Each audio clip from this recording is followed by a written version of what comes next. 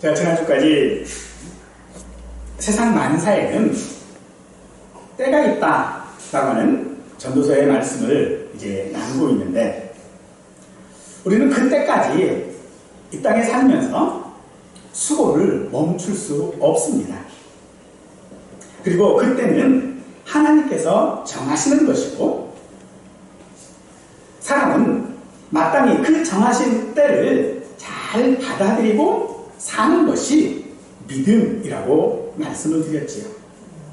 잘 받아들이고 산다라고 하는 것은 자기 삶을 내일이 아닌 오늘 기쁘게 사는 것입니다. 그리고 그렇게 기쁘게 산다라고 하는 것은 때를 아름답게 하실 하나님을 경외하는 것이라고 전도자는 말하고 있지만, 하나님을 경외하며 즐겁게 살기에 세상은 그리 호락호락하지가 않습니다. 그럴 때에 우리 욥의 고백을 생각할 수 있기를 바랍니다. 주신 이도 여호와시요 거두시는 이도 여호와시니 여호와의 이름이 찬송을 받으실지니이다 하는 이 고백, 바로 하나님께서 하시는 일이라면 그것이 옳다는 고백입니다. 그런 고백이 하나님을 경외하는 것이고 우리가 가져야 할 믿음인 줄 믿으시기 바랍니다. 여러분들, 무릉도원이라고 하는 말을 들어보셨지요? 이 말은 도하원기라고 하는 곳에 기록된 이야기인데요, 복숭아 나무가 있는 살기 좋은 곳이라고 하는 그런 뜻입니다. 한 어부가 배를 타고 가다가 복숭아꽃이 만발한 곳에 있는 동굴 속에 들어갔는데, 그 동굴에 평화로운 마을을 발견을 했습니다. 그리고 그들에게 극진한 대접을 받고 집으로 돌아왔는데, 그리고 그곳이 그리워서 다시 가려고 했더니 찾을 수가 없는 거예요. 사람들은 살면서 이런 무릉도원을 찾고 있는 것 같습니다. 자신이 생각하는 가장 행복한 조건들을 갖춘 세상을, 그 세상에서 살고 싶어 하지요. 하지만 그런 세상은 없습니다. 전도자는 그런 세상에 살고자 수고하는 것은 바람을 잡는 것이다 라고 말하고 있는 것입니다. 사랑하는 여러분, 오늘 말씀을 통해서 우리 인생이 바람을 잡는 헛된 삶이 아니라 두 손에 가진 것이 없어도 하루하루가 행복한 삶이 되는 법을 깨달을 수 있기를 원합니다. 전도자는 바람을 잡으려는 이 세대를 탄식하고 있습니다. 불의한 현실을 벗어날 길은 죽은 뿐인 것처럼 보입니다. 세상사가 이리도 팍팍할 줄 알았다면 차라리 태어나지 말 것을 이 땅에 던져진 존재로서 우리는 악한 일과 불행에 맞닥뜨려 살 수밖에 없습니다. 죽음 외에 이 불행한 운명을 벗어날 방법이 없는 것처럼 보입니다. 그래서 1절은 그들에게 여자가 없더다라고 하는 말을 2번이나 반복하고 있습니다. 그리고 이어서 전도자는 차라리 그런 세상에 살 바에는 죽는 게 낫다라고 합니다. 이런 식의 학대를 당하는 것보다, 이렇게 내가 고생하고 사는 것보다 죽는 게 낫다. 아니, 그보다 아예 태어나지 않은 것이 더 낫다라고 합니다. 여러분은 이 전도자의 말에 동의하십니까? 죽고 싶은 이유가 그런 것이라면요, 우리는 하나님의 자녀요 성도가 아닐 수밖에 없습니다. 우리가 죽고 싶은 이유는요, 이 세상이 죽는 것보다 못하기 때문이 아닙니다. 도대체 우리는 이런 세상에도 불구하고 하나님이 우리를 살게 하시는 이유가 분명히 있음을 깨달아야만 합니다. 그래서 우리는 그 이유를 찾기 위해 내 이 고생하는 것을 알아줄 사람을 찾지요. 위로자를 찾습니다. 하지만 세상에 우리를 위로해 줄 사람이 없습니다. 우리를 위로해 줄 그 어떤 권력이나 물질이나 조건은 없습니다. 또한 우리는 그런 일에서 벗어날 수도 없습니다. 견딜 힘도 없고요, 희망도 없습니다. 그러니 죽는 게 낫다 할 수 있겠지요. 우리 마음을 분노하게 하는 사건들이 참 많습니다. 그런 사건들 중에 특별히 아동학대가 많이 있지요. 양자뿐 아니라 친자까지도 학대와 폭행으로 숨진 아이들이 연일 뉴스에 나오고 있습니다. 우리가 분노하는 이유는 이 아이들을 보호해야 하는 부모가 그들을 학대하고 있다는 것 때문이겠지요. 아니 차라리 그런 학대를 받느니 그 아이들이 차라리 죽은 것이 어쩌면 다행이라고 생각할지도 모르겠습니다. 그런데 왜 우리는 그런 일에 분노하는 걸까요? 그것은 그럼에도 그런 학대 가운데서도 그런 모진 고난들 가운데서도 살아야 하는 이유가 우리에게 있기 때문인 것입니다. 우리를 분노하게 하는 그런 사건들은 우리를 사람으로서 존재의 가치와 의미를 파괴할 뿐만 아니라 사람의 존엄성을 파괴하고 살고 싶은 의지와 소망까지도 꺾어버리고 말 것입니다. 이런 일이 나와 무관합니까? 아닙니다. 어떤 의미에서 나 자신의 어떤 우월한 위치를 이용해서 상대적 약자를 보호하지 않는 것이 학대라면 우리는 학대자인 동시에 또한 학대받는 당사자가 될 수 있는 것입니다. 이런 일을 하는 사람은 당연히 하나님의 심판을 받아야 합니다. 하지만 인과 응보의 원리가 적용되지 않는 이 현실에 우리는 하나님을 원망하지요. 그래서 차라리 하나님 나 죽여주십시오라고 할지도 모르겠습니다. 전도자는 지금 그런 탄식을 지금 하고 있는 것입니다. 인과응보의 원리가 적용되는 그런 현실에 감정 이입을 하지 않은 채로 무게감 있게 무감각하게 객관적으로 우리는 이 세상을 바라볼 수가 없습니다. 나 자신이 그런 좋은 것들을 하나님이 거두는 것에 사는 것을 미워하기까지 한 것처럼 기본적인 그런 지혜의 원리대로 되지 않는 현실을 전도자는 악한 일이라고 규정하면서 차라리 죽는 자들이 더 낫다고, 심지어 아예 태어나지 않은 사람이 더 낫다고 전도자는 절기하고 있습니다. 그러나 이 전도자의 절기는 자신의 삶을 부정하거나 혐오하는 염세주의나 허무주의의 진술이 아닙니다. 이것은 오히려요, 삶을 긍정적이고 삶의 의미를 추구하는 사람의 진술이다라고 우리는 보아야 합니다. 욥과 에레미야가 자신의 생일을 저주하면서 차라리 태어나지 않는 것이 더 좋았을 것이라고 탄식하는 것과 같은 맥락인 것입니다. 우리에게 그런 위로자가 있습니다. 그렇게 우리가 삶의 진실 가운데서 내 삶을 살아내야 하는 것은 우리에게 위로자가 있기 때문이라는 것입니다. 그분은 바로 예수님이십니다. 데살로니가후서 2장 16절과 17절 말씀입니다. 우리 주 예수 그리스도와 우리를 사랑하시고 영원한 위로와 좋은 소망을 은혜로 주신 하나님 우리 아버지께서 너희 마음을 위로하시고 모든 선한 일과 말에 굳건하게 하시기를 원하노라 라고 하고 있습니다. 사람들이 하는 위로, 이 위로는 사실 문제를 해결해 주지는 못합니다. 그럼에도 위로는 우리가 살아가면서 그 무엇보다도 필요하죠.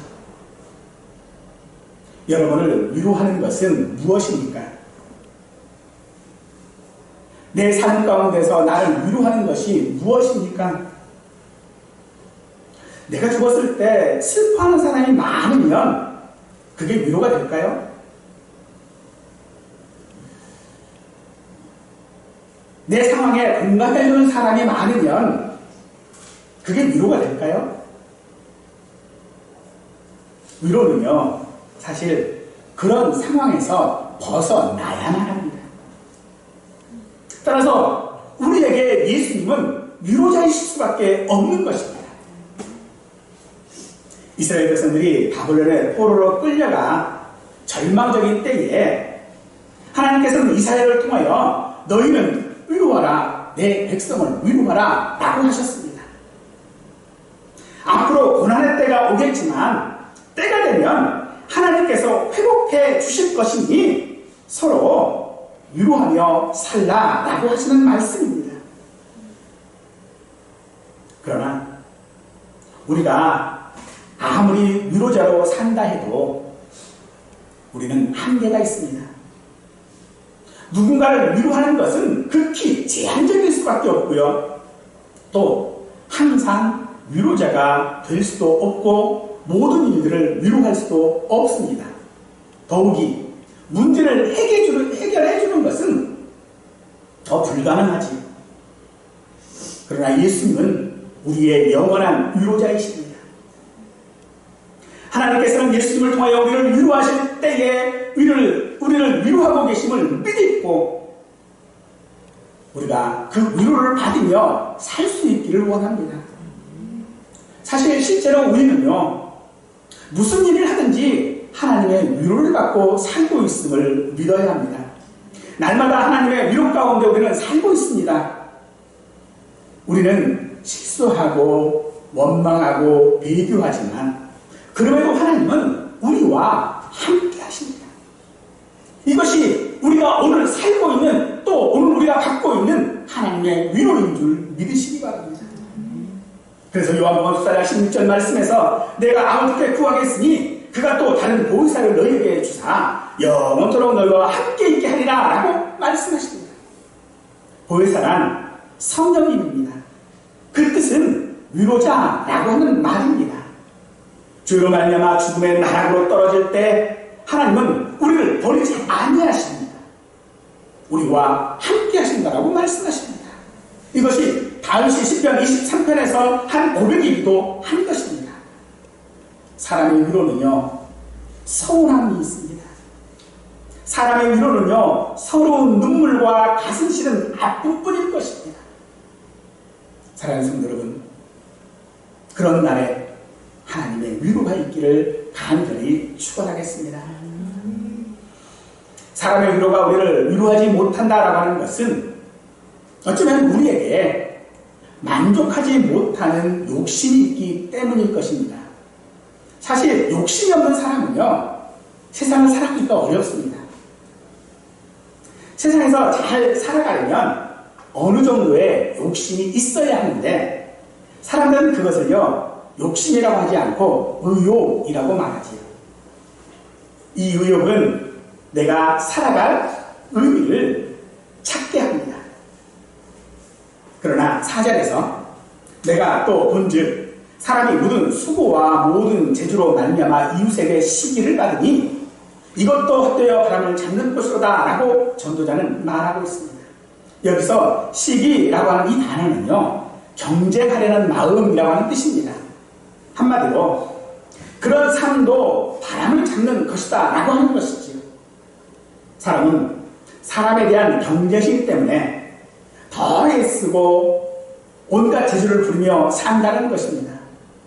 다른 사람보다 더 잘 살고 더 출세하고 더 성공하기 위해서 더 열심히 산다는 것입니다. 그런데 이것도 헛되어 바람을 잡으려는 것과 같다라고 합니다. 그런 경쟁에서 약자끼리라도 서로 위로하고 산다면 그나마 좀 살만할 터이지만 한정된 자원들을 놓고 치열하게 경쟁하며 살아갈 수밖에 없는 것이 이 땅이지요. 그래서 약자들 사이에서도 위로자는 없습니다. 이런 시대에, 아무도 위로할 수 없는 이런 시대에 우리가 자족을 배운다면 두 손 가득 채우려고 하는 대신 한 손만 채우고 평화를 얻는 그런 지혜를 얻게 되실 것입니다. 섬지박이라고 하는 동요의 가사를 읽어드릴게요. 엄마가 섬 그늘에 굴 따라가면 아기가 혼자 남아 집을 보다가 바다가 불러주는 자작 노래에 팔 대고 스르르 잠이 듭니다.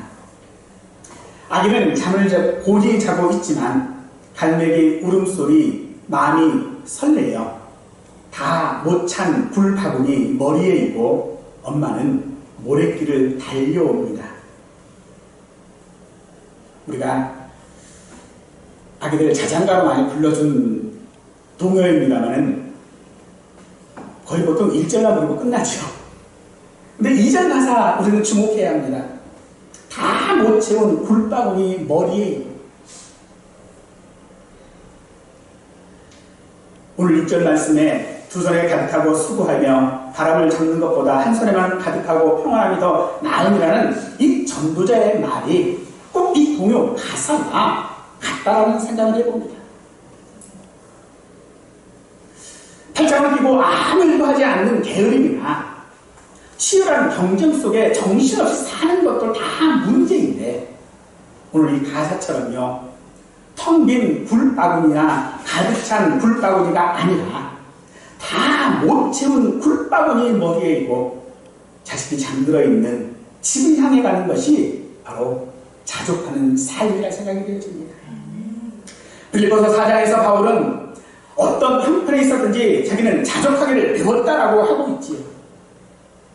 이 말을 할 때 바울의 상태는요, 그야말로 궁핍했습니다. 그런데 마치 우리는 이 말을 어떻게 받아들일까요? 먹을 것이 없어서 먹지 못하고 있는데 배부르다 하는 것처럼 들립니다.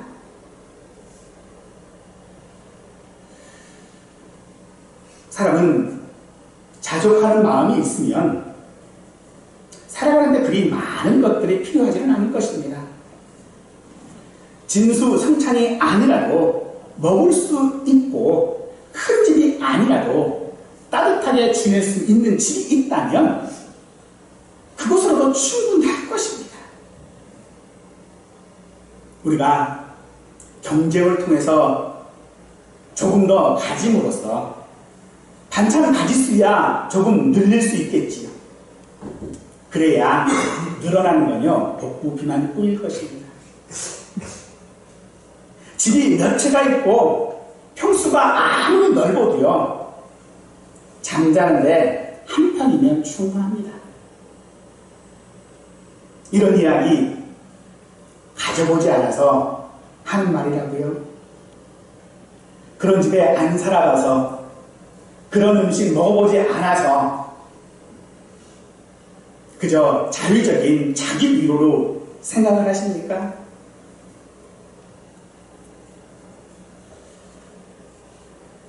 가져보지 않아서 지금 있는 것으로 자족하려고 하는 그런 자기 위안이 아닙니다. 바울이 지금 그렇게 궁핍한 상태임에도 자신은 자족했다라고 말하고 있는 것은 진실입니다. 어떻게 궁핍하면서 자족할 수 있습니까? 그것은 바로 바울이 가지고 있는 동기와 목적이 다르기 때문입니다. 여러분은 지금 여러분이 살고 있는 이 삶이 궁핍하다고 생각하십니까? 근데 아니에요. 옛날을 한번 생각해 보십시다. 옛날보다 지금이 더 잘 먹고 더 좋은 환경에서 지금 살고 있지 않습니까? 그런 의미에서요, 우리는 어쩌면 사람들이 가지는 그런 목적을 이루었다라고 말할 수 있을 것입니다. 그러나 목적은 이루었지만 동기가 새로워지지 않으니 마음은 더 공허하게 되고 소유는 풍부해졌지만 나 자신에 대한 존재는 오히려 빈약해져 가고 있는 것입니다. 사랑하는 성도 여러분, 우리는 예수님의 죽으심으로 말미암아 새롭게 태어난 사람들 아닙니까? 다른 사람들은요, 한 번만 살아요. 그런데 우리는요, 지금 두 번째 삶을 살고 있는 것입니다. 그러니 우리의 삶의 목적과 동기가 이전과는 달라야 하지 않겠습니까? 우리는 살면서 실패도 하고 승진도 못하고 나만 안 풀릴 때가 우리에게 분명히 있습니다. 그럴 때 우리가 이것을 어떻게 이겨낼 수 있을까요? 세상 사람들과 같은 목적과 동기가 가지고 살아간다면 우리는 결코 죽는 게 낫다고 할 수밖에 없지만 우리의 목적과 동기가 달랐다면 우리는 다르게 살 수 있습니다. 우리의 목적과 동기가 달라지지 않으면요, 아마도 우리는 분노에 사로잡혀 살다가 가인처럼 동생 아벨을 돌로 쳐 죽임으로써 서로를 파괴하게 될지도 모릅니다. 전도서 4장 8절 말씀에 어떤 사람은 아들도 없고 형제도 없이 홀로 있으나 그의 모든 수고에는 끝이 없도다. 또 비록 그의 눈은 부요를 족하게 여기지 아니하면서도 이르기를 내가 누구를 위하여는 이같이 수고하고 나를 위하여는 행복을 누리지 못하게 하는가 하여도 이것도 헛되어 불행한 노고로다 라고 합니다. 사람들은 혼자 살든 둘이 살든 가족과 살든 인생을 새롭게 살려고 하는 늘 계획들을 가지고 있지요. 목적을 정하고 목표를 정하여 살아가고 있습니다. 사실 그래야 인생을 제대로 살 수 있고 또 마땅히 그래야 할 것입니다. 그러나 전도자는요, 그것도 바람을 잡으려는 것이다 라고 하고 있습니다. 여러분들 옛날 개그 중에 김대희라고 하는 그 개그맨이 했던 말들 있지요. 돈 벌면 뭐 하겠노? 소고기 사 먹겠지. 근데 그 다음이 있어요. 그 다음에는요.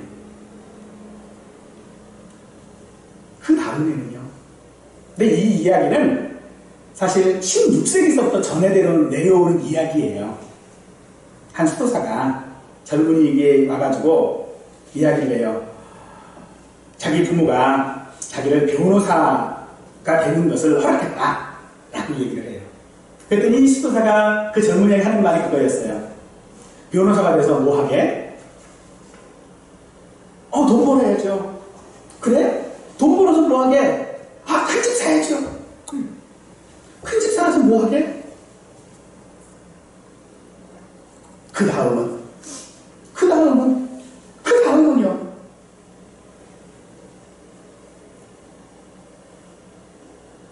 다음이 없는 인생은요, 그 두 손에 자신이 원하는 것을 가득 가지고 있다 해도 결코 행복하다라고 할 수 없을 것입니다. 행복하다고 말할 수 있는 사람은 오직 하나님만으로 만족하는 인생인 줄 믿으시기 바랍니다. 고린도후서 3장 5절 말씀에 우리가 무슨 일이든지 우리에게서 나는 것 같이 스스로 만족할 것이 아니니 우리의 만족은 오직 하나님으로부터 나느니라고 고백하고 있습니다. 사랑하는 여러분, 이 만족을 누리며 살기를 축원합니다. 그러기 위해 우리는 남보다 적게 가질지라도 평안하게 사는 법을 배워야 하고 가진 것이 적을지라도 만족하게 여기는 법을 배워야 할 것입니다. 그런데요, 못 배웁니다. 못 고칩니다. 저 자신과 또 제 주변의 몇몇 사람들을 살펴보니 못 고치고 못 배우더라고요. 인생이 그런 존재입니다. 그럼 어떻게 할까요? 우리 삶을 하나님께 맡기고 의지해야만 합니다. 우리의 뜻이 아닌 하나님의 뜻이 무엇인지 깨닫고 순종해야 합니다. 하지만 우리로서는 할 수 없다는 것이죠. 우리로서는 배울 능력도 고칠 힘도 없습니다. 그러면 어떻게 해야 합니까? 하나님께서 빌립보서 4장 13절 말씀에서 하십니다. 내게 능력 주시는 자 안에서 내가 모든 것을 할 수 있느니라. 사랑하는 성도 여러분, 이 말씀을 믿으시기 바랍니다. 그렇습니다. 나는 능력이 없습니다. 나는 할 수 없습니다. 나는 배울 수 없습니다. 그러나 내게 능력 주시는 하나님이 내게 위로자가 되셔서 그 일을 내게 이루시는 줄 믿으시기 바랍니다. 해 아래에 정말로 새로운 것이 없습니다. 그럼에도 불구하고 사람들은 늘 새로운 것들을 찾아 헤매고 있죠. 특히 사람들이 일출을 좋아하지요. 근데 그 일출 가운데서도 늘 사람들이 보고 싶어하는 일출은요, 새해 첫날에 일출 보는 것을 참 좋아합니다. 그것은 아마도 그 일출을 통해서 무엇인가 새로운 것을 기대하기 때문일 것입니다. 그래서 그 일출을 봄으로써 새로운 마음으로 바라보고 또 그 태양을 그렇게 새롭게 할 것이라고 생각하지만 사실 그 새로움은요, 오래가지 못합니다. 반복되는 일상 속에 파묻혀서 그 새 마음은 조용히 사라져버리고 말지요. 그래서 해 아래 새로운 것이 없는 것입니다. 해 아래 새로운 것만 없는 게 아닙니다. 새 아래 변화하는 것도 없습니다. 전도자가 보았던 악한 일, 그 일이 지금도 여전하지 않습니까? 학대당하는 약자와 무한 경쟁을 부추기는 세상은 앞으로도 계속될 것입니다. 우리는 그 속에서 언제나 새로운 것을 기대하면서도 여전히 옛 것들을 붙잡고 살고 있습니다. 여러분은 살면서 여러분을 가장 강하게 붙잡고 있는 옛 것은 무엇입니까?